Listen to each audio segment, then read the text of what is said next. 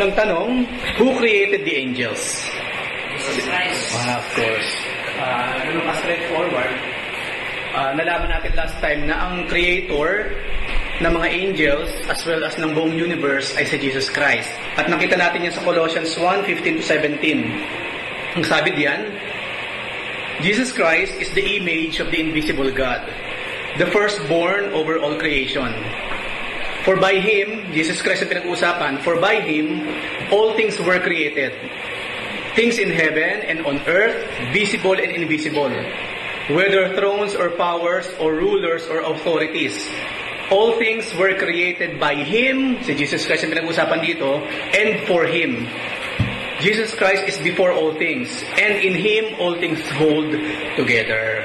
So bukod sa mga angels, si Jesus Christ ang lumikha ng lahat. He is our Creator Himself. Ang hirap lang kasing i-grasp kasi nakita natin siya bilang tao eh. Nagkatawang tao kasi. Kaya hindi kakayanin ng mga apostles noong unang panahon nung si Jesus Christ ay kasama nila for more than 3 years na diretsahan sasabihin ng Panginoon, alam mo Peter, I am your Creator. It will be very hard. Even me, naniniwala ako kung nabubuhay ako ng panahon nila, Peter, tapos nakikinig ako sa mga sinasabi ni Jesus Christ. Kung sasabihin niya directly na He is God as yung Creator, it will be very hard for me to understand how come flesh and blood ka, tapos sasabihin mo, ikaw ang Creator ko, ikaw ang God. Of course, kaya nga sabi ng Lord, kinakailangan mo nang dumating yung Holy Spirit, and the Holy Spirit ang siya magpapaliwanag sa mga bagay na by that time, habang nasa flesh si Jesus Christ, hindi maintindihan maging ng mga apostles.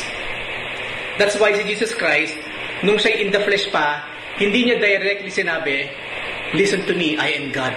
Hindi. Pero, ipinakita niya sa kanyang mga ginagawa kung sino siya. You will know me by the works I am doing. Yun ang sinabi ng Lord. At kung sinabi man ng Lord na siya yung God, siya yung Creator, nagbigay lamang siya ng mga hint. Halimbawa, me and the Father are one. Before your father Abraham was, I am. Yun yung mga hint na yun na siya yung I am, siya yung God. Pero yung diretsang sasabihin, I am Yahweh, I am El Shaddai, I am Elohim. Hindi niya sinabi kasi nga wala pa yung Holy Spirit na magpapaliwanag, na ihipo sa puso ng tao. Kasi sinabi ng Lord, di ba, unless a man be born again, he will not see the kingdom of God. Hindi lamang yun. Kung wala sa yung Espiritu ng Diyos, you will not understand the spiritual things. This is purely spiritual. Kaya nang bumaba ang Holy Spirit, then, there and then, doon nagsimulang gamitin ng mga apostles, ng mga disciples, yung pangalang Lord Jesus Christ. Nung nasa flesh pa siya, according sa mga theologians, sa mga historians, nung nasa flesh pa si Jesus Christ at kasama niya yung mga apostles, ang tawag lang sa kanya, Jesus. Okay? Jesus of Nazareth, Rabbi, Great Teacher, Master. Pero yung buong Lord Jesus Christ, nagsimula lang gamitin yung term na yun nung bumaba na yung Holy Spirit. Kasi by that time, then na-realize nila, that is God. He is God in the flesh. Kaya nga sinabi sa 1 John, kung babasahin ninyo, siya, nung makita daw namin ng Diyos, sabi ni John, nung makita namin siya, we beheld His glory, na parang kaisa natin. No? At mababasa natin niya sa aklat din ng Philippians, sabi doon, siya na Diyos, nagsuot ng damit ng isang alipin at nakita natin siya kanya kapareho natin. So after nung bumabang Holy Spirit, then they realized, they understood, yung nakasama natin for more than 3 years, yung Jesus na pinag-uusapan natin, Jesus of Nazareth, He is our Creator, He is our God. Medyo inelaborate ko lang, kasi dito sa aklat ng Colossians, talagang as in a very straightforward manner, sinabi ni Paul sa mga kapatiran sa Colossus na itong Jesus na ito na pinag-uusapan natin, siya yung Creator ng heaven and earth. Ng mga bagay na nakikita at hindi nakikita. So, I hope, doon sa nakaraang pinag-aralan natin, saka sa mga sinasabi ko ngayon, mas tumaas yung antas ng paggalang, pagsamba, pagdakila na binibigay natin sa Lord. Hindi tao si Jesus. Hindi siya tao lang. Siya ay Diyos na nagkatawang tao upang mailigtas tayo mula sa sumpa ng bata, sa sumpa ng laman. He is the Creator. Biblia ang nagsabi, not me. Okay? Hindi lamang yun, sinabi sa Nehemiah 9:6, you alone are the Lord. You made the heavens, even the highest heavens, and all their starry host, the earth and all that is on it, the seas and all that is in them, You give life to everything, and the multitudes of heaven worship you. So who created the angels? The Lord Jesus Christ. At yung pangalawang tanong na pinag-aralan natin last Friday, kailan naman nalikha yung mga angels? When? Before the foundation of the world. Bago nilikha itong physical universe na kung saan doon tayo nakalagay, nag-e-exist na ang mga angels. Kaya nga sabi natin, sa Garden of Eden pa lang, may Satan na. Meron ng serpent. Okay? Nag-anyong serpent, magandang hayop si Satan. Meron nagsasabi, maaari yung mga ahas ng araw, hindi katulad ng mga ahas ngayon ng itsura. Kasi for Eve, na hindi matakot, or because of innocence, walang fear. Maaaring yung itsura ng ahas ngayon, yung mga sawa, ganun na itsura ng sawa ng araw, which is si Lucifer na nagkatawang sawa. Hindi lang natakot si Eve, kasi nga inosente sila, wala pang kasalanan by that time. Kasi yung fear is another byproduct of sin. So maaaring cute yung ahas ng araw, may balahibong iba-ibang kulay, rainbow-colored, or eksaktong ganun pa rin ang itsura, pero wala kasing fear ang tao by that time. Kasi nga, innocent pa sila, wala pang kasalanan. So maybe. So nilikha sila before the foundation of the world. Dalawang realm kasi pinag-usapan natin, the realm of the spiritual world saka yung physical world. We belong in the physical universe. Yung angels, Satan, sila Lucifer, sila Michael, lahat ng angels, they belong to the spiritual realm. Doon sila belong. At nauna silang nilikha. According nga sa pinag-aralan natin last time, nung pinapagalitan ng Lord si Job, kasi nga, even doon nung simula, hindi nagkakasala si Job sa kanyang mga labi.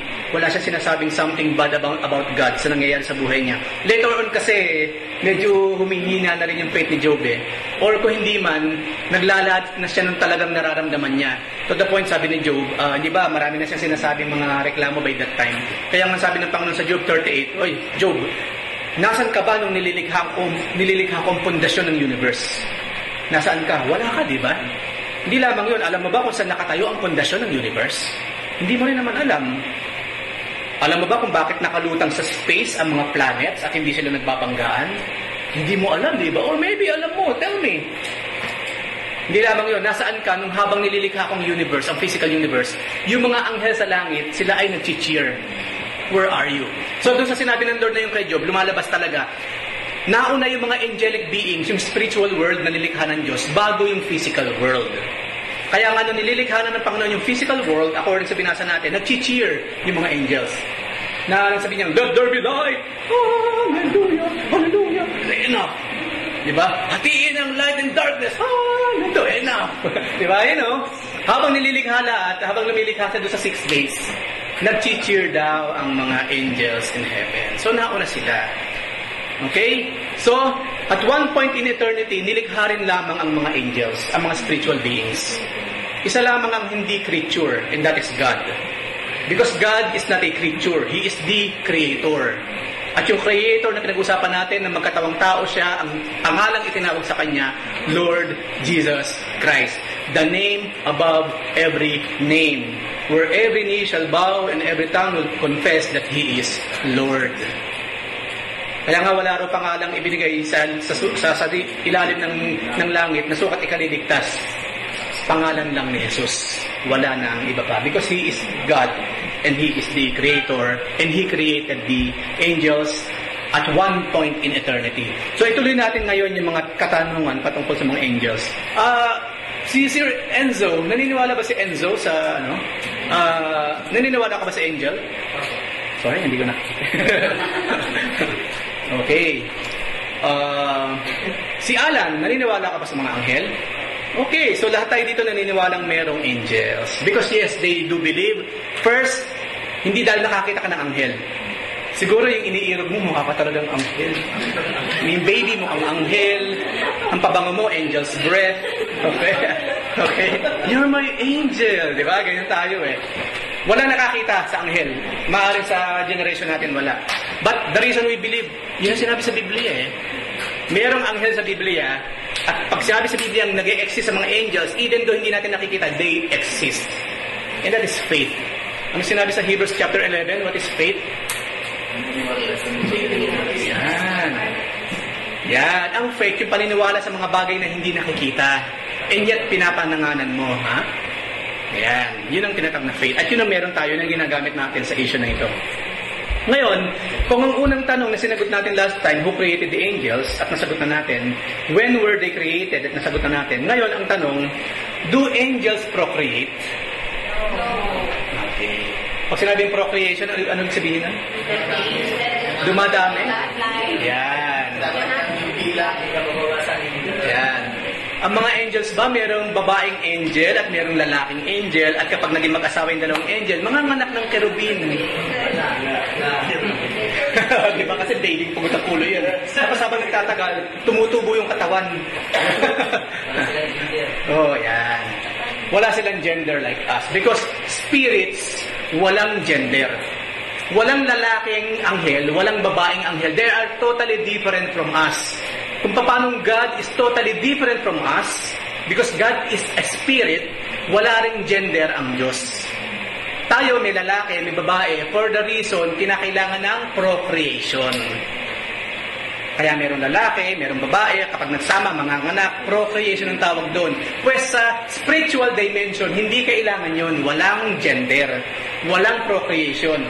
Kung merong procreation sa spiritual world, yes, merong lalaking angel, merong babaeng angel. Kaso walang procreation doon. So no need na magkaroon ng male at female. So even the word gender is not appropriate na gamitin sa mga beings na pinag-uusapan natin. Because they are totally different from us. Totally. Hindi ko kaya ipaliwanag, pero they are totally different from us. Even though na magkatawang-tawang Lord, siya ay lalaki, it only symbolizes the authority. At sinimulan niyo yun kay Adam sa aklat ng Genesis. Because yung male, it symbolizes authority. Ikaw ang magiging head. Kaya nga ang ulo ng tahanan, ang pinaka-head lalaki. Okay? So, ganun din. Kaya nang magkatawang tao ang God na wala namang gender, kasi nga Diyos siya eh. Diyos siya eh. Yung Elohim, yung Yahweh, yung El Shaddai, pangalan ba ng lalaki yan o babae? Hindi. Pangalan ng Diyos yun, at ang Diyos totally different from us. Okay? Yung nga lang, nang ipanganak ang Panginoon, magkatawang tao ang Diyos, sinawag siyang Jesus, Emmanuel. Even the name Emmanuel, kung tutuusin, walang gender. Emmanuel means God with us. Pero naipanganak siya bilang pagpapakita ng authority, being the other Adam, sabihin na nga natin, he was born a male. Si Lord Jesus Christ. Kasi yun ang disenyo ng Panginoon at wala tayong magagawa doon. So, bumalik tayo sa pinag-usapan natin, walang procreation sa langit. Walang procreation among the angels. Wala nagliligaw ang mga angels, ang ganda-ganda mo naman, Gabriela. Di ba? Wala. Kasi walang lalaki, walang babaeng angel. Just angel. And that they are totally unique, totally different from us. Maaaring sa ngayon, it's so hard for us to understand that. But I hope by faith, magkaroon tayo ng understanding from the Lord. Alam ko, ito yung mga bagay na marami, hindi maintindihan. Kasi yun ang nakita natin sa kultura eh. Pag sinabing angel, kung papansinggan natin yung mga paintings ng mga magagaling na mga painters ng araw, sila Michelangelo, sila Leonardo da Vinci, balaki. Napansin ba niyo yung itsura ng mga angels? Balaki. Lalaking babae, hindi maintindihan ba? Lalaki ba to? Babae.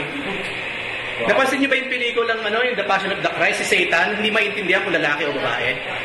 Kasi ang portrayal doon, even Satan is not male. Even Satan is not female.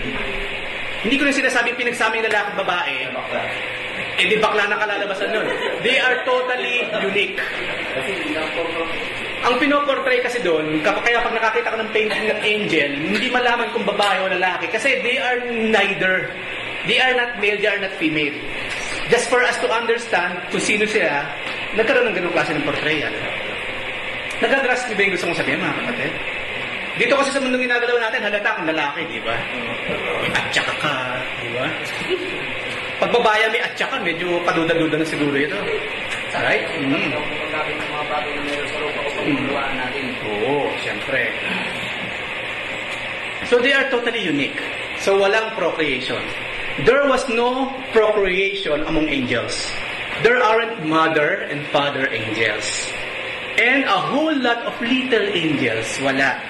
Wala rin namang baby angels, mga kapatid. Kasi yun ang kulturang kinagas na natin. Yung mga kerubin, di ba? Sa mga painting, mga maliliit na ulo, pugot na ulo ng baby may pakpak, tapos merong ulap. Saan nila kinuha yun? Walang sinabing ganun. Ang cherubim, full being sila, hindi sila babying anghel. Basahin niyo yung Biblia, yung Genesis, yung mga cherubs, sila yung klase ng mga angels na very, very powerful. Tapos baby, kapag dinrawing mo, baby, saka nakakita ng very powerful, tapos baby, pugot pa ulo, walang katawan. Ayaw na kung saan nanggaling yung mga drawing na yan eh. No? Siyempre, imahinasyon ng tao. Pero basahin niyo ng Biblia, pag sinabing cherub, mighty angel yan. Super duper mighty angel. Kaya nga sila nagbantay dun saan?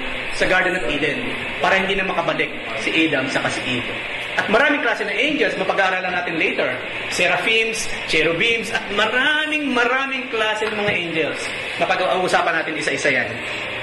So, ang mga angels po, hindi na po procreate, so they were all directly created by God. They have no capacity to reproduce. Because they don't need to reproduce, kaya wala silang capacity to reproduce. Wala. Kung ilan ang bilang nila na likhain sila ng Diyos nung araw, yun pa rin ang bilang nila ngayon. Kunyari, 100 billion sila ng likhain. Hanggang ngayon, 100 billion pa rin sila. Walang dagdag, walang bawas. Dahil yun ang sinasabi sa Biblia. Ito daw yung masasabi na pag yung mga batang maliliit, namatay, maliliit. At magbabantay sa kanyang mga magulang, magbabantay sa typical na alam natin, di ba? Kay Lola Basyang nangyayari talaga yan. Pero sa Biblia, walang ganyan. Ganun tayo kabilis maniwala. Especially kapag matatanda na ng kwento. Uno po, pag namatay yung mga bata. Siyempre, out ng ating mga paggalang sa matatanda, naniniwala ka naman. Di ba? Pero may nakikita natin, walang sinabing ganun sa Biblia. Pasensya na po, Lola. Pero, kwento ni Lola Basyang po yung mga ganun kwento ninyo. Mas maniniwala ako sa Biblia. We do respect. Di ba? We do respect.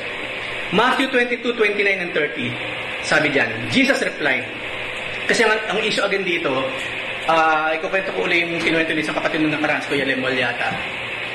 Merong mga Pharisee lumapit sa Panginoon, hinahanapan ng butas ng Panginoon ng error.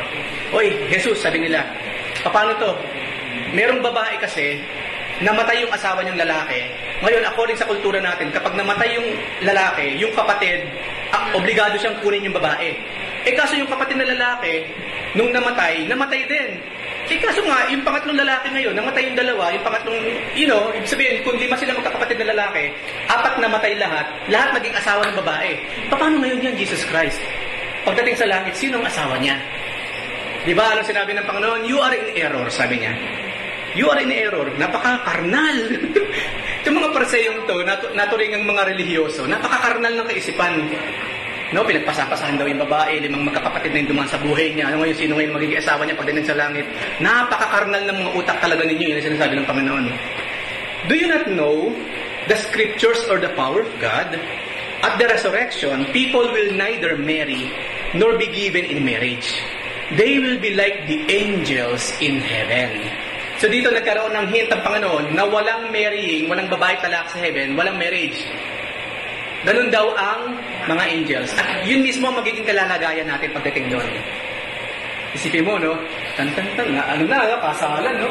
Nasagutan na tapos bigla nag-rapture, no? Pagdating doon, hindi niyo itutuloy din yung romantic episode. Na habang nasa langit kayo, nagministula na kayo angel ni sister, sabihin mo na, hindi na, wala na yun, kasi wala nang lalaki at babae sa langit. Diba? We will be like the angels in heaven. Diba? Tuntua ako ngayon, no? Yun na lang, oo na lang, yes, I do. Kaso nga nag-rapture. Pagdating doon, we will be like angels in heaven. Kasi kung bigyan na rin yung yan, kung nasa langit ka na, nasa heaven na tayo, kasama na rin ng Panginoon. May hahanapin ka pa bang iba? Oo nga naman. Maghahanap ka pa ba ng asawa o kabiyak na para maging andyan na ang Diyos kasama mo. Wala naman kulang. Oo nga naman. Di ba? yung even the word beauty, ang pinagmula na sa ng beauty is God. Everything perfect, ang originator nun ay Diyos. Even the word faith, wala yung salitang faith kung walang Diyos, because God is faith. Yun yung angkin niyang klase ng character. Emission naman niya yung kung anong magaganda mga moral perfection meron tayo ngayon. At maging sa tinatawag na beauty, ganun din. Imagine, nasa langit ka na, kumakanta ka ng hallelujah, tapos nagkukuntuhan kayo ng katabi. Sabihin mo na ako dyan, angelic being. Hindi, wala nang ganun, wala. No? Kasi lahat tayo nakatutok sa ating Lord. Hindi lamang yun. Ang tunay na lalaki, si Jesus Christ. He is the groom. The one and only groom in the Bible is Jesus Christ. Lahat tayo, kahit yung mga machong to, bride. We are the bride. The church is the bride. There is only one groom, Jesus Christ. Now, tell me, lalaki ka ba talaga? Right? Ang tunay na talagang authority, let's say, original talagang lalaki, let's say, powerful is the Lord Jesus Christ. Imagine tayo, parang ikaw, Benny, imagine mo ba magsusuot ka ng trahe de boda? Kung dito, trahe de boda. And yet, we are the bride of Christ. No? Pero syempre, mga earthly examples yan. Pero alam natin sa langit is totally different. It will be more than glorious. Ibang kasalan yun. Yung tinatawag na the marriage supper of the Lamb. Hindi na kailangan ng sponsor. Imagine na yung mga angel, diba? Meron yung thousands of angels habang ikinakasal tayo sa ating Lord. That will be the perfect marriage ever. The perfect love, the perfect marriage, the perfect groom, and will be the perfect bride. And that will be us. Yun ang sinasabi ni Paul. Sabi ni Paul, si Paul seloso. Hindi evil kind of jealousy, kundi godly jealousy, katulad ng meron ng Diyos. Sa tuwing yung mga kapatiran, naniniwala sa mga kulto, sa mga maling katuruan, galit na galit si Paul, di ba? Sabi niya, mga kapatid, ano ba naman kayo? Bakit kayo pumapalik sa mga lumang katuruan? Bakit yung ginagawa yung mga bagay na unbiblical? Hindi ba ninyo alam na I'm doing my best to present you faultless sa groom kay Jesus Christ? Para bang babae, no? Para bang babaeng ipine-present yung babae, very, very pure, very, very innocent dun sa lalaking kanyang pakakasalan. Kasi nung araw ganun, look at Mary and Joseph. Yung betrothal period po ng araw, 9 months. 9 months. Ngayon kasi, ubra na yung 1 linggo pa lang kayo magkakilala, papakasal na kayo eh. Nung araw, hindi. Betrothal period ng araw, ang biblical betrothal period, 9 months. You know why? Kasi 9 months nagbubuntis ang babae, di ba? 9 months para yung purity mapatunayan. Hindi lamang yun. For you to know each other perfectly. Hindi lamang puro sulatan, ano, maganda ba talaga siya? Mabait ba talaga siya? Hindi. Makakakilala kayo maigi for 9 months. Okay? Ganun nung araw, mga kapatid. That's biblical. Know each other well. And do everything in your power sa tulong ng Panginoon to be pure for each other. Then, papasok ang kasal. At yung betrothal period na yun nung araw, like Mary and Joseph, para na rin kayong kasal doon, pero hindi pa kayo nagsasama. Ibig sabihin, hindi po ubra yung nakita mo lang na medyo nung bagong gising, merong bakas dyan. Ayoko na yata, umuulong na ako sa kasal na ito. Ganyan pa lang matulog yan. Hindi basta-basta ang paglabas. Kasi palabra de honor yan. Hoy, 9 months ang usapan dito, tapos lalabas ka na kaagad. Magyayari lang yung kapag napatunayan mo talaga hindi worthy yung tao. Di ba si Joseph, yun ang naging dilema na Joseph? Natuklasan niyang buntis si Mama Mary, si Mary, samantalang yun, Petros tayo, tapos buntis ka. Sino ang lalaki? Sino yung magaling na lalaki niya? Kung totoo niya, di ba ayaw ni Joseph na ituloy yung kasal? Pero through Angel Gabriel, through a vision, sinabihan siya, huwag ka mag-alala. No? She's conceiving to the Holy Spirit. Sa mga time ko yan, sa Joseph Kasal, is binabagyo nila yung credibility nila, hindi lang sa mga babae, lalo na sa mga lalaki. Ngayon kasi minsan, both ways. Babae na lang ang masyadong iniingatan yung pagkatao nila. Yung mga lalaki, wala nang pakialam eh. Amen. Pero that time, both sides, babae at lalaki, talagang inaalagaan, iniisip na kung sasabihin ng mga tao. Kasi, doon mo makita yung faithfulness. Ano ginagawa ng mundo ngayon bago ikasal? Stag party muna! Stag party! Dadala ng malaking cake. Pagbukas, may baklas. Ay, may babae sa doon.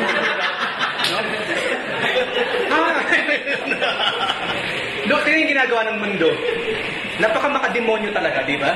Bago ikasal ng lalaki, stag party muna at mayroong babaeng nariyan or what? Kasi last day na ito, last night na ito eh. Puntang Las Vegas. Sa mga babae, ano ba yun? Bachelor party ba yun or what? Ano yan sa babae bago yung kasama? Bachelor, ha? Bridal shower. Buti mga babae, ang ganda yung bridal shower, di ba? Na mga iyakan effect. Yung mga lalaki, puro kanakuhan talaga. Puro kanakuhan. May 18 sila eh. May 18 sila. May cake din? Buti mo yan. Kasi may yung standard ng mundo. Compare sa standard ng Biblia. Okay? Bakit ba tayo napunta doon? Ito pala. Sabi ng Lord, sa resurrection daw, people will neither marry nor be given in marriage. They will be like the angels in heaven. Mga kapatid, let's be glad. Kung sa mundong ito mukha tayong hindi anghel, yes, we will be. Pagdating doon, kung talagang pupunta tayo ng langit, no? We will be like angels in heaven. Sabi pa rin, pusong kita, hindi mo ka. Kaya pag namatay ka puso natin, pasok sa langit. Yan. Okay. Ano sinabi sa aklat ng Samuel, di ba? Ang tao raw tumitingin sa panlabas, pero ang Diyos tumitingin sa panloob. Diba, paborito niya isang kapatiran ng araw eh. Talaga naka-frame pa yung mukha niya at nakalagay yung verse na yun. Hindi ko makalimutan yun. Tawa ako ng tawa ako nakikita ko yung picture eh. Parang defensive kaya ta, brother. Picture mo tapos nakalagay yun, tumitingin ng Diyos sa panloob, hindi panlabas. Tawa ako ng tawa yung pag nakikita ko yung picture na yan. At clear pa siya sa brain ko actually. So, ang sagot, do angels procreate? There is no procreation sa mga angels. God instantly commanded and millions or billions of angels came into existence. Hindi lamang yun. Di ba sinabi ng Panginoon, let there be 1 billion trillion angels. Ang dami nun, di ba? And we believe mas marami pa doon ng angels. Hindi lamang yun ang wonder. Each one independently created. Each angel is unique. Ilang tao na meron ngayon? 70 billion sa planet na ito. Ngayon lang yan, ha? Paano yung mga nakaraang mga taon? We are billions and billions na human beings. I don't know kung merong institution na nagbibilang ng tao mula Adam hanggang ngayon. Kasi yung 80 billion, ngayon lang yun, ngayon. Paano 10 years ago? Paano yung mga namatay na? Kung bibilangan mo yan hanggang kay Adan, marami nang naging kaluluwa. Sobrang dami na nun. Okay? Pero mga angels po, sobrang dami. At nilikha sila independently or unique from each other. Di ba tayo, tuwa tayo to realize na yung mga thumb marks natin walang magkakapareho. Pati yung dila raw eh, walang magkakapareho yung pattern ng dila. Lahat na lang, naisip ng tao ngayon eh. Wala. Di ba? Even yung mga kambal, magkaiba rin yun siyempre. Walang kambal na as in, nung gumanon siya, ganun din yung isa. Hindi. Totally unique ang bawat isa. Ganun din ang mga angels. Ibig sabihin, special ang bawat isa sa kanila. Specifically created by the Lord. Hindi yung, let there be billions and billions of angels. Sa kanya nakagad lahat. Of course, nilikha yan ng Panginoon isa-isa. Maaaring nilikha niya in-snap, lumabas yung 100 billion angels. Pero each one unique on each other, with each other. And one more thing that the human beings unique with each other. Sa fingerprint na lang, walang nagkakapareho. Oo, of course. Walang magkakapareho. Okay? Each one unique like snowflakes. Yan pang isa, yung mga snowflakes, hindi magkakapareho yun. Pag tinignan mo sa microscope, ang ganda, di ba? Kumuha ka pa ng mga 1 bilyong snowflakes, tignan mo isa-isa, walang magkakapareho. That is the wonder of God. Snowflakes, walang magkakapareho. Wala. Ilan ba yung snowflakes mula nung panahon ni Adan hanggang ngayon? Mga tatingin ilan na sila. Hindi mabilang, di ba? Walang pareho. Ang point dito, walang recital from the Lord. Kasi puro ko yan, yung magdala sa iyo, magkakaroon para... Yung pinakaring niya, no? Oo nga naman. Puro yun. Kaya there's no such thing as randomness sa Diyos. Yung word random, hindi yan style ng Diyos. Intelligent design. Yun ang pinag-uusapan natin dito. Kasi ang science, they believe on random things. Randomly may mangyayari. Randomly merong design. Lahat puro random ang science eh, chaos. Chaos theory sila eh. But we believe in intelligent design na merong being, and that is God, who created all things specifically in a very special way. Diba, ang pagka-describe na lang sa Biblia, sa ating mga tao, kung paano tayo nilikha ng ating Panginoon, we are wonderfully And fearfully made. Imagine yung anong klaseng description yun. Amen. Pag sinabing fearfully, sabihin buong ingat. No? Full of wonder tayo nilikha at buong ingat na hinabi ng Panginoon sa sinapupunan ng ating mga ina. We are created by God, each one of us, as a unique being. So, ang mga angels, they do not reproduce. So, there is no increase in number. Kung 100 billion sila nung araw, hanggang ngayon 100 billion pa rin sila. At hindi lamang yon, they do not die. All spirits do not die, even our souls. Tayo pag namatay, dalawa lang naman ang pupunta ng kaluluwa natin eh. Langit or impyerno. Walang in-between. Walang sinabi sa Biblia na merong in-between. Okay, wala. Ang sabi ni Jesus Christ, kapag namatay ka, merong Kristo sa buhay, you will go to heaven. Kapag namatay ka, without Christ, without faith in Christ, you will go straight to hell. Dalawang lugar lang ang pupunta ng kaluluwa. So, ibig sabihin, dalawang eternity ang pinag-usapan natin. It's either eternally you will enjoy glory sa piling ng Lord, or eternally yung kaluluwa mo pahihirapan doon sa dagat-dagatang apoy. But you will never die. Spirits never die. Even Satan and his demons, they will never die. Pero itatapon sila saan? Sa impyerno. Mababasa natin yan sa chapter 20 ng Revelation. Even Satan and his demons, they are afraid of hell. Hindi sila ang lumikha ng hell. Hindi si Satanas ang mayor sa hell. They are afraid of hell, according sa Biblia. Kasi yun ay tinuturo ng mundo, di ba? Si Satanas daw sa mga alipores niya, sila yung mga boss-bossan doon, nagpapahirap sa impyerno. Si Satanas ang nagkwento noon, kwento ni Satanas yun. Yun ang panloloko ni Satanas eh. Ano ba bang impyerno? Boss ako doon! Ako ang magpapahirap sa mga mapupunta doon. Ang kwento ng Diyos, pati si Satanas, takot doon, at pahihirapan ko siya sa impyerno. Yun ang biblical. So, binibreak natin yung demonic story na yun. Nasa Satan daw, sa kanyang mga demons ang naghahari sa impyerno. No, there are not. So, meron ba kayong question patungkol sa dami, sa bilang, sa procreation ng mga angels? O baka naman meron kayong nabasa sa Biblia na si Gabriel, saka si Gabriela, naging mag-asawang anghel at nanganak sila. Si Gabi. Okay? Wala. Walang mag-asawang anghel dahil walang babae at lalaking anghel. They do not procreate. So, next. Ang susunod na tanong, how many angels were created? Sa tingin nyo? Guesstimate. Wala sa Wikipedia. Wala sa Wikipedia. Yung mapagkakatiwala ang source, wala siya doon. Okay? Basta lang natin yun, kung gaano marami ang tao, basta lang marami yun. Okay. Amen. No one knows but God. Hindi natin alam, pero alam ng Diyos. Because God is all-knowing, He's powerful. But the Bible said they are vast or innumerable. Hindi natin kayang bilangin. Mabibilang sila kasi alam ng Diyos ang bilang nila, pero hindi natin kayang bilangin ng mga angels sa sobrang dami nila. Di ba ang example nga sa Biblia, kung gaano raw karami ang stars sa heaven? Ang dami-dami stars sa heaven, di mo nga mabibilang eh. And I believe it's more than that. They are more than that. Okay? And God knows the number. Ano sa sinabi sa Hebrews 12:22? But you are come unto Mount Zion, and unto the city of the living God, the heavenly Jerusalem, and to an innumerable company of heavens, of angels. Yung pinag-uusapan dito, yung mga holy angels, innumerable na sila. E paano pa yung mga demonic angels? Hindi ba ano sinabi sa Biblia? 1/3 ng mga anghel sa langit, nakuha ni Satan.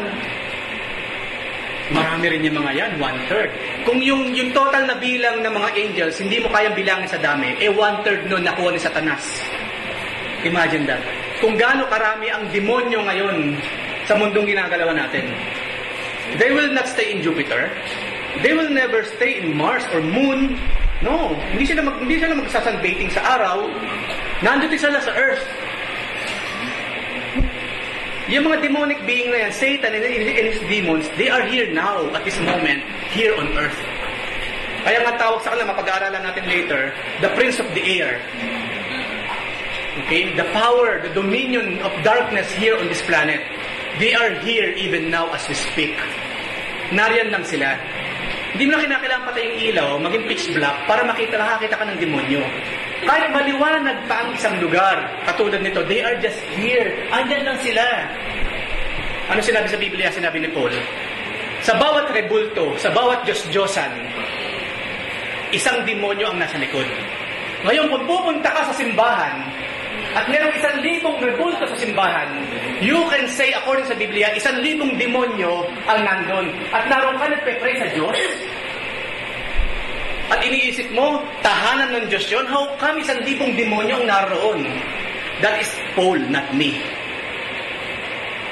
Ano sinabi ni Paul? Yung mga rebulto, they are nothing. May mata sila, hindi nakakakita. May ilong, hindi nakakaamoy. May paa, hindi nakakalakad. May kamay, hindi makakagalaw. Pag nakasunog, ikaw pa magliligtas sa kanila. Right? Saka nakakita nung may sunog, merong baha. Inililigtas ng rebulto, yung pamilya. Sakay na kayo. Wala. Baliktad nga nangyayari, sila ang nililigtas, di ba? Minsan mo naiiwan na yung asawa inuuna pa yung rebulto. Yun ang sinasabi ni Paul, they are nothing. They cannot do good and they cannot do evil. Yun ang mga rebulto because they are nothing, they are lifeless. But yung entity behind those idols, they are demons. Powerful demons. Gasino na yun nagpe-pray ka sa mga rebulto. Wala nang naisipan ng demonyo na iikot ko yung mata niya. Magugulat ka ngayon, himala, right? Kaya nang gawin yan for you para lalo kang ma-addict sa pagsaserve sa mga yan. Kaya mag-ingat, hindi lahat ng gumagalaw nang wala namang gumagalaw, sa Diyos na. Kaya hindi lahat ng lumuluha. So easy. Hindi ako na nag-discuss doon ng ganyan eh. Ang katuwiran nila, ang rebulto daw, yun daw ang panulong nila. Pag pumarap sila doon, para ang Diyos ang maiisip nila. Pagka doon sila nakaharap sa Yan din yung katwiran ni Satanas actually. Walang ibang pinagmulan yung mga katwiran na yan kundi kay Satanas. Kanino pa? Kasi sa Diyos, I hate them. No? Kaya nga pangalawang utos na lamang huwag kayong gagawa. Yung paggawa nga lang ng rebulto, bawal na eh. Yung pagtapos mong gumawa ng something na bawal, sasambahin mo pa, kakausapin mo pa, bibinisan mo pa, lalagyan pa ng kandila, lalagyan mo ng bulaklak, kapag may sunog, kapag may baha, sila pa ililigtas mo. Sobra-sobrang kasalanan na ginagawa mo sa Diyos. See? Kaya malinaw yung sinabi sa aklat ng Salmo, ng Isaiah, ng Exodus, ng lahat ng parte ng Biblia, they are worthless idols. They can do nothing at all. They cannot do evil nor good. But again, mag-iingat tayo dun something behind. And every idol is one demon according to the Bible. Hindi ko sinasabing pag-uwi nyo sa Pilipinas, basagin nyo na yung mukha ng rebulto doon kaagad. Ipinagpe-pray muna yan. At hindi lamang yun, ang unang inihahanda yung puso, yung understanding ng tao na nagkikip doon sa mga idols. Sila muna. Okay? Kasi, ikukwento ko lang, even hindi parte dito sa pinag-aaralan natin. Nangyari yun, minsan nag-daos kami Bible study, na nagsisimula pa lamang ako. Yung pinunta namin bahay, may mga ganyang mga patungan sa around the house. Tapos puro rebulto yun, puro rebulto. Ngayon yung sister na bina-Bible study namin, doon sickly siya, napakahina ng katawan. No? Parang namamagay yung mga legs na gano'n. Nagpe-pray na kami, and so on so forth. Nung makailang Bible study na kami, siyempre sabi namin, kasama yung pastor, apprentice lang ako. I think it's about time. It's about time kasi hindi siya gumagaling sa sakit niya. There must be something that must be done. At kita-kita naman na aming mga mata habang nagba-Bible study. Kung 10 rebulto meron doon, 10 demonyo nanonood. Diniretso na namin siya. Sabi namin, sister, we do respect. Anyway, nakakailang BS na tayo, magkakilala na tayo, kahit paano, nakita niyo naman, biblical natin nag-aaralan natin. Maybe it's about time na we must say this now. It's now or never, gumaga. No? Maaari kayo hindi kayo gumagaling sa sakit ninyo. There are these things inside your house. Of course, ang unang sisipa doon, sentimental value. Galing pa sa lolo ng lola ko yun eh. Yung mga pinasa kasi ng lola. Number 1 yan, sentimental value. Pangalawa, yung religion mismo. Hindi, kasi yung pinanggaling ko religion. Hindi pa pwedeng, hayaan na lang natin sila, nananahimik na sila sa sulok or what. No, to make the story short, pumayag din siya. And I am telling you mga kapatid, after that, gumaling yung tao. No, I'm not exaggerating. Gumaling yung tao. Namamagay. Hindi siya makalakad ng diretsyo. Dumarating ang time. Hindi ko sinasabing 10 taon mo nang binibiyas ayong pang galawin yung mga dapat galawin. Yung tao kasi muna ihanda mo siya. Kasi hanggat hindi siya kumakawala dyan, lahat ng gusto ng mga demonyo magagawa sa loob ng bahay. At definitely, apektado yung mga kaluluwa, yung mga tao na roon, especially the flesh. Hindi lang kayang galawin ng kaluluwa ng tao, yes. Pero yung katawan, yung physical na katawan, they can harm. Magagawa nila ng paraan para saktan. So, mahabag tayo sa mga tao na katulad niyan. Okay? Marating ang time, kinakailangan malaman nila yung mga bagay na yan for them to be free from bondage.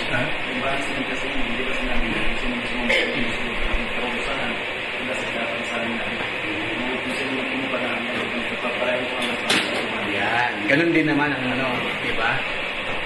So So, naging malinaw ba yun patungkol doon? O baka meron pa tayong mga iniingat-ingatan dyan? Baka naman may nakabaon pa dyan sa inyo? Or... Yung ano, yung usa.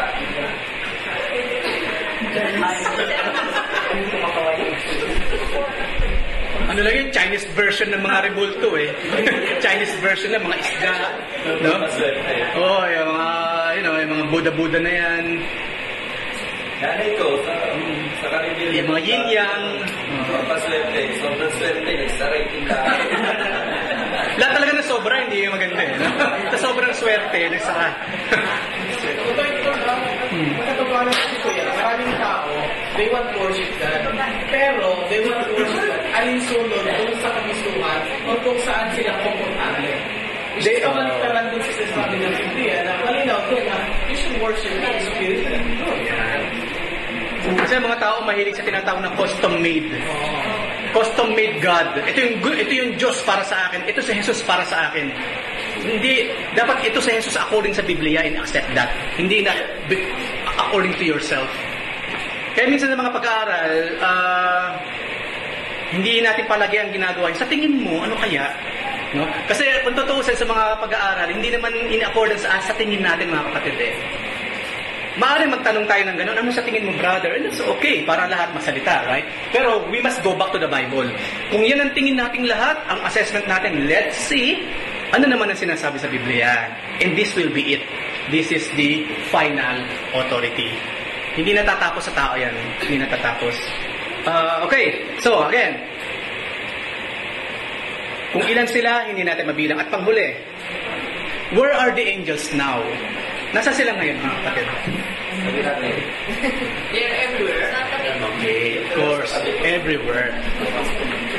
Doon sabihin, sa tingin nga sa angel, ang ginawa naman ni brother, nasa tabi ko. Hindi na sabihin pa si Leslie, or sabi nga, in between kasi may mga angels talaga eh. Kasi according sa Biblia, each one of us, at least one guardian angel meron tayo. Yes, that's biblical. Sila yung ating spiritual nanny, tagapangalaga. Meron ng Diyos, meron ng angels. Panalo talaga dito. Yes, merong angel, even now. Kung ilan tayo ngayon, sobra pa doon. Kasi si Cyrus, maaaring 5 anghel niyan. Si Isaiah, maaaring 3 or 2. Pero tayong mga nasa wastong kaisipan na, mga isa, okay? Meron tayong isang anghel. Kaya baka 10. Kasi talagang pasaway na ako talaga. Actually, the more na meron kang angel, the more na malapit ka kasi sa disgrasya. Actually, kaya yung mga bata, maraming angel sa kanila. Kasi nga, clumsy sila eh. Susundot-sundot sa mga kuryente, didilaan yung plug or what. Kaya kailangan talaga 5 o 10 angel eh. No? Dire-diretso tumakbo sa hagdanan niya. No? So, okay na sa akin, isa na lang. Okay. So, ang panghuli po, ang huling tanong. Yun nga, where are the angels now? They are everywhere. Everywhere. Here, in heaven, the whole planet, nandyan lang sila. They are watching over us. Kaya nga isa sa tawag sa kanila, pag-aaralan natin later, they are watchers. They watch. Hindi sila nakikialam. No? Hindi sila nakikialam. Kasi iba kasi sa movie, especially, nakikialam yung mga angels eh. No, they're not. Bibigyan nyo, hindi yun ang ministry ng mga angels, not to makialam sa buhay mo. No. Yung lalabas, bilang sumarado yung pinto, yung mga ganyan, mga tao kasi maraming mga iniisip eh. Pero definitely God is working, helping us, at ginagamit yung mga angels. Okay, meron silang specific task na binigay ng Panginoon sa kanila. So yes, ang angels po ay everywhere. We'll find them in the third heaven. Kasi 3 klase kasi ang heaven eh. 3 level or layers, sabihin nga natin. Ang unang heaven, itong atmosphere na ginagalawan natin. This is heaven. Hanggang sa outskirt ng earth, yun yung heaven. Yung second heaven, the space. Yung outer space na kinalalagyan ng mga stars. Yung third heaven, na binabanggit ni Paul, yun na yung heaven na kung saan, yung spiritual realm, o yung spiritual abode of God, na kung saan dun siya nakaluklok. Yun yung third heaven na sinasabi sa Biblia. So this is heaven, yes, yung nakikita natin sa taas, that is heaven. Pag lumagpas ka doon, heaven pa rin yun, universe. Pero ang nalalagyan ng Diyos yung third heaven. Yun yung spiritual dimension. At yung mga angels, we will find them in the third heaven. The third heaven is where God lives. Di lamang yun, We will find them in the second heaven, traversing the universe. Kung titingnan niyo yung kwento ni Daniel, the prophet Daniel, di ba nag-pray siya? Tapos ang ginawa ng Lord, isinubi na isang anghel para sagutin yung prayer ni Daniel. Nagta-travel. Imagine, kinakailangan mo ba mag-travel ng angel? Hindi ba pwedeng in-snap? Kapatid, isa lang kasi ang omnipresent. God. God don't have to travel at all. Hindi kinakailangan mag-travel ng Diyos. Because if God is here, He's also here at the same time. Let's say this is the whole universe. Kung narito ang Diyos ngayon, nandito rin siya at the same time because He is that huge. You don't have to move. At hindi lamang natin pinag-usapan ng space. We are also talking about time. Hindi kinakailangan lang na, ano kaya yung napag-usapan namin ni Moses? Iisipin ko yung, hagilapin ko sa memory ko ang aming napag-usapan thousands of years ago. Hindi niya kinakailangan gawin ng Diyos yan. Dahil ang Diyos, even space, covered niya. Even time. Remember, God created time. Ang example natin, kung babalik tayo thousands of years ago, kunyari ngayon kausap ng Panginoon si Moses dun sa burning bush. At the same time, habang kausap ng Panginoon si Moses sa burning bush, eto ngayon siya kasama natin ngayon. He is not even moving because He is God. He covers time. Yung time kasi nilikha ng Panginoon at one point in eternity. God covers time. So ang Diyos, wala siyang kahapon, wala siyang bukas, everything is ever present with God. He is the ever-present God. Unlike us, cover tayo ng time and space. Bago ako makarating doon, lalakad ako, tatagak-tak ang pawis, right? Ngayon, pagdating ko doon, meron namang oras na sinusunod. Pagdating ko doon, ilang minuto nang nakaraan. Kaya nga, sabi ko na nakaraan, ang time and space magkapatid yan. Hindi ka makakalagpas dyan. Ang time ba mapipigilan mong tumakbo? Takbo na ng takbo yan, kahit hindi ka kumikilos sa isang lugar ka lang na ganyan, ang oras tumatakbo. Okay? So yung space and time, they are brothers. Magkapatid yan. Ngayon, ang point ko po, yung time and space, covered lang siya ng isang malaking Diyos. So kung habang kausap natin ngayon ang Panginoon, kausap din niya ngayon si Moses, ipinapako rin siya ngayon sa krus. Because He is God. He covers time, not vice versa.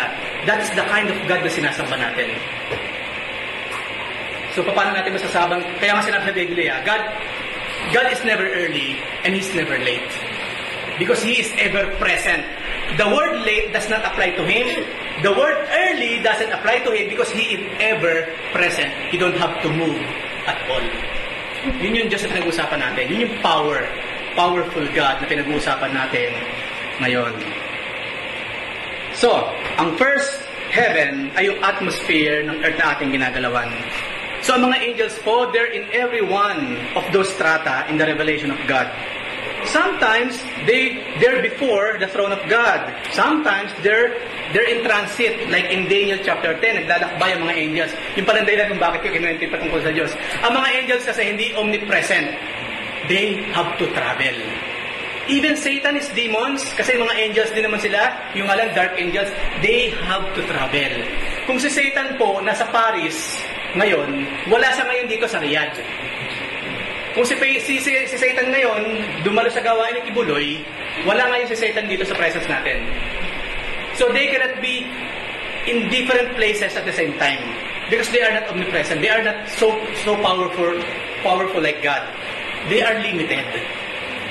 So yes, they are more powerful than us, but God is more powerful than them. Limitado rin sila, mga kapatid. At mapag-aaralan natin last time, isinisingit ko lang na mabilis ngayon, hindi alam ni Satan ng mga demons, even Michael and Gabriel, kung ano iniisip natin ngayon. They don't know. Kasi like us, they are not omniscient. They are not all-knowing. Kung ano lamang yung sasabihin ng Diyos sa kanila, kung ano lamang yung kinikilos natin at lumalabas sa bibig natin, dun lamang sila nagkakaroon ng idea kung anong laman ng puso't isip natin. But God knows it all. Kasi ang Diyos lamang ang omniscient, siya lamang ang omnipresent. Okay? So, ang anghel po, everywhere, here now, sa universe na ginagalawan natin. So, they are watching over us, even at this moment in time.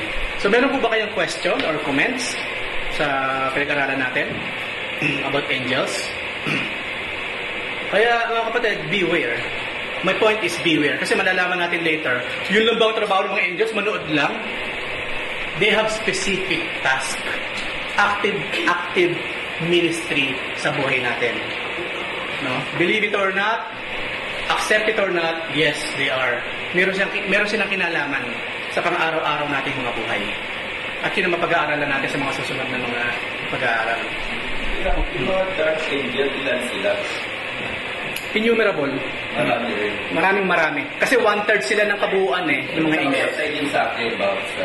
Maaari meron din. Kaya kasi kunyari nasa malayo, sabi ko si Satan, kung malayo, wala sa rito. Meron siyang minions. Marami tayo nagkakasala pa rin everyday.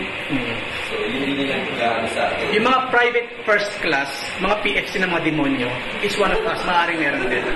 Kaya di ba sinasabi natin na mag-iingat tayo sa mga lumalabas sa ating mga bibig. Kasi andyan lang sila. I mean, nakikinig sila yung mga demons. Anything na hindi kaaya-aya o hindi maganda na sinasabi natin sa kapwa natin, yun ang mga ginagawa o hinihintay nila. Kasi sabi nga kanina, hindi naman sila all-knowing.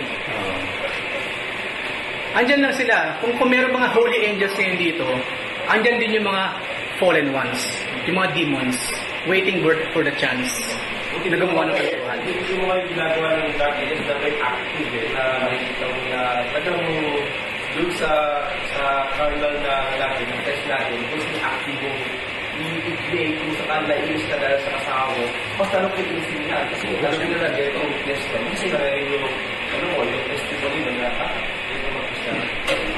Kung ito ang sinasabi ng Holy Spirit, ito naman ang sinasabi ng laman ng mga demons sa kanang earth sa'yo. 1 against 3. Kaya parang negative, Indian ka, tapos sinasabi, baka madisgrasya tayo dyan. Ayan. Lalo tayo na... Nasa lang faith doon. Diba? Kung may wisdom sa sinasabi natin, because hindi out of fear, yung sinasabi mo, that's good. Pero kung out of fear lang, there's no wisdom at all. Maaaring mga kalaban ng gugulo lang para hindi matuloy yung mga dapat mong gawin. So anyway, pag-uusapan natin sa susunod. Ang tawag sa kanila mga familiar spirits. Meron tinatawag na familiar spirits. Kung meron tayong guardian angel na mula pagkapanganak natin hanggang ngayon, siya yung guardian natin. Meron din kasi tinatawag na mga familiar spirits na mula na ipanganak ka, nandyan na sila. So they know you very well. They know your weakness. Makindatan ka lang ng konti, bumibigay ka na. Alam nila yan. Alam nila yan. Mas kabisado nila tayo kasi mga magulang natin, mga kapatid, I'm telling you. Alam nila ang weaknesses natin. Nakilala ko to, pag madikitan na ng konti, ang siko na ganyan, nag-iinit. Ano gagawin sa katabi mo? Sige, brother, dikitan mo yung siko niya. Pati katawan mo, dikit mo na rin. Ganun ang gagawin niya. They know. So again, be very, very careful. Be very, very careful. Mahina ka sa chismis, makarinig ng word na issue. Issue ba ka mo? Issue? Yan. Andyan sila, pasok agad sa eksena yung mga yan. Kalimutan mo na yung mensahe. May issue dito, may Banana Republic. Makinig ka na lang dito. See? Kaya po yan, importante rin para sa nag-pray, kailangan naririnig din niya kasi sinasamba mo. Kaya nga sa prayer, kailangan sinasamba muna ang Panginoon. Kaya nga di ba, ano ba yung acts of prayer? Adoration first. Ini-invoke muna natin yung pangalan ng Panginoon to cover our conversation. Kasi they will hear. Kaya nga una, Lord, maraming salamat. Automatically yung covering ng Panginoon nandun na siya. Meron na ngayong private line between us and God. And they will never hear. Okay? Kaya nga dapat sa prayer, adoration muna, pag magpasalamat ka muna sa Diyos, sambahin mo muna siya para dumating na rin yung covering between you and God sa pag-uusap ninyo. Then of course, confession, then thanksgiving, then panghuli na yung supplication o paghingi. Pag inuman yung paghingi, dinig ka agad ng kalaban yan, ito pala ang kailangan niya. Lahat gagawin niya para hindi mo makuha. Or gagawin bigay na sa'yo para mapalayo ka. Yan, or worse. Diba? So maging sa prayer po, tama si Kuya Arman, kasi may tenga yung mga yun at nalalaman nila about us through ang isa sa kapamaraanan, yung naririnig sa bibig natin. Isipin mo kung lagi kayo nagkwento ni brother at pinag-uusapan yung isa at kung anong sinasaksa, makakarating yun dun. No? Because hindi lamang tao pwede magsabi sa kanya, merong something. Bakit pinag-uusapan itong dalawang to? Parang iba yung nararamdaman. Maraming pwers ang kumikilos. Kailangan din siguro po yan, yung Jesus, sasabihin mo rin. Hindi lang Lord, Lord. sila. Kasi hindi naman Of nangyayaan course. yan, sa capital, hindi naman pwede. Kaya mag-iingat tayo mga kapatid.